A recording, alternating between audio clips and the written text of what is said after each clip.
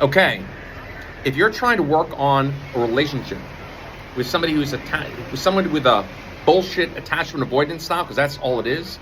Attachment avoidant is a label, an excuse to make people feel good about the fact that somebody's not treating them so fucking well. That's really all it is. It's an excuse to continue allowing bad behavior. It's an excuse for feeling better about the fact that somebody's treating you, quite frankly, like garbage. So if you just found out that your partner, or you realize your partner is attachment avoidant, let's talk about the best ways to handle that, okay? Now I'm gonna go here, just kind of reference, from some literature online here. I'm gonna go point by point and make things very common sense way here. Here we go. When we enter a relationship, most of us crave connection, intimacy, and emotional security. First and foremost, so does your attachment avoidant individual. The only reason why that person is not being as close to you, I'm sorry, you might not like this here, but it's the truth here. There was a very famous book years ago called He's Just Not Into You. If that person was really super into you, if they really felt like the sun, the stars, the moon all aligned, they are going to find a way, and they're going to make a way to build closeness with you. They're going to work on that. The only reason why they're not doing that is because, quite frankly, they're just not into you. Don't allow this detachment bullshit stuff cloud you from the truth, which is they're just not, quite frankly, that into you. Listen, I'm going to be straightforward with you as a man here. I'm married now, but I've been in relationships, over many years. The reason I'm so passionate about this is because I know what it's like to be in a fucking emotional shitstorm. So, but when I had people that I was women I was dating years ago, and I wasn't really that into them, sure, I might have been a little more straightforward about it as far as where I was emotionally, but I was not willing to spend time building or continue with new levels of intimacy and closeness because I really didn't feel that way about that person. So bottom line is, if somebody really feels that true sense of this person's very special, they're going to find a way very quickly to get past that attachment avoidance stuff, especially if they feel like they might be losing you. The problem is that person has been rewarded for shitty fucking behavior for a very, very long time, and they quite frankly feel that that's what they can get away with, and if you allow that, that's what they do. But anyway, continue onwards here. When we enter a romantic relationship, most of us crave connection, intimacy, and emotional security. So does that attachment avoidant individual. Make no fucking mistake. But for those of us entangled with a partner who has attachment avoidance style, which is an excuse and complete bullshit, the pursuit of closeness can feel like a constant chase for something just out of reach. Listen here's your intervention here. If somebody's too stupid to recognize what they have with you, do you want stupid people in your life that need fucking convincing? Life is too short to take on fucking projects. Fuck that. Repeat with me here. Fuck that. Again, this is your intervention here. So if follow along here. So continue onwards here. While it is not impossible to have a successful relationship with somebody who is avoidantly attached, the emotional cost is often higher than many are willing or able to pay. I mean, why would you want to make life fucking hard? Why would you want to fucking have a relationship with a fucking Riddler who's going to have you decipher what's going on in their fucking head? I mean, again, if somebody's too stupid to recognize what you bring to the table and they're making it that fucking hard and challenging, why are you forcing that? The real question becomes, why are you allowing that person to drag their feet, play games, and make you work so fucking hard for a relationship when you're giving your absolute best? Why are you allowing that? Okay, anyway, continue onwards here. Okay, so they fear the very intimacy that you crave. Avoidant individuals often equate closeness with a loss of autonomy.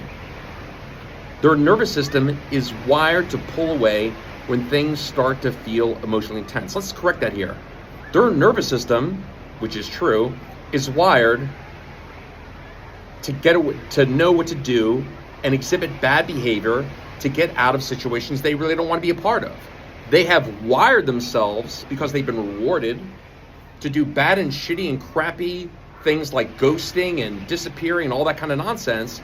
And they have wired and learned that kind of bad behavior gets rewarded, and ultimately they get what they want. Sure, that is true. They have created neural pathways along the lines of bad behavior that ultimately has gotten them what they wanted. But think about it. If they've created neural pathways from the bad behavior where they got what they wanted, that does mean they can also create different neural pathways to act like a normal fucking human being. Isn't that what you want? Anyway, So let's continue onwards here.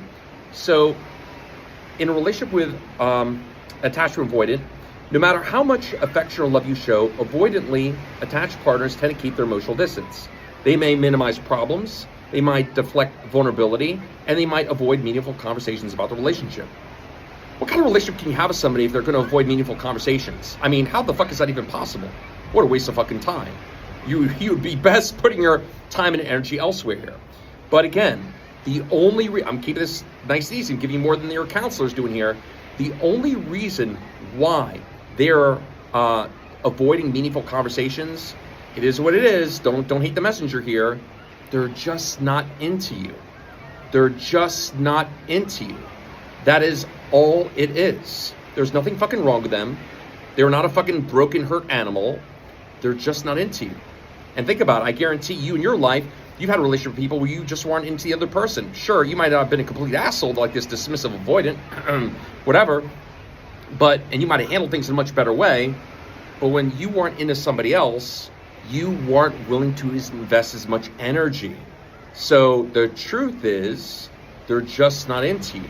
The question is, are you going to continue to allow them to exhibit bad behaviors simply because they got rewarded for that in the past? By the way, as we start to close this video here, there is something called the science of neuroplasticity. We all have the ability as human beings to create neural pathways. We have the ability to choose what we want to fire and wire. Just like in the gym, I can choose to work my biceps, I can choose to work my chest muscles. It is a choice. Even if my chest muscles are weak, I can still make a choice to grow them and strengthen them. Even my biceps are weak, I can still make a choice to grow and strengthen them in the gym. The question is your dismissive avoidant friend choosing to continue being an asshole? Are they continuing to do that? Are you continuing to reward them? Well, that's why they're doing it. But dismissive avoidant is really just another term for dismissive asshole. Don't allow them to hide behind a fake label, because that's what it is. It simply is allowing them a get out of jail free card for bad behavior. But they can create those neural pathways if they wanted to and they had the right process to actually act like a normal fucking human being. Okay? Anyway, continuing onwards here, almost done. Okay, so in the relationship, they also struggle with empathy and emotional responsiveness. Again, how the fuck can you have a relationship with somebody who doesn't know how to empathize? If they're not willing to see things from another viewpoint and empathize with you, your position, the relationship becomes, I don't know, fucking impossible. You just can't do it. And again, the only reason why they're not choosing to do that, because it is a choice, don't let them tell you otherwise, is because, again, quite frankly, it's not worth it to them. They're just not into you. Because if they were, they would put in that extra work and effort. That's common fucking sense. Anyway, I hope you enjoyed today's intervention. Got a lot more for you here. I hope you're subscribed. By the way, on that note, I got a lot of stuff on my YouTube channel. I put a lot more effort there than I do on here on TikTok. So if you like this stuff here, you like common sense conversations, if you want to get off the counselor's couch, again, I'm not a counselor, therapist, none of those people here, but I have those people come to me, and there's a very good reason for that. I'm not here to talk you to fucking death. I'm here to teach you what to do so you can start feeling the way you're actually meant to feel, okay? Anyway, we'll speak soon. Ciao for now. And no more excuses from these fucking dismissive, avoidant, dismissive assholes today. That's the pact you and I are going to make. All right? Talk to you soon.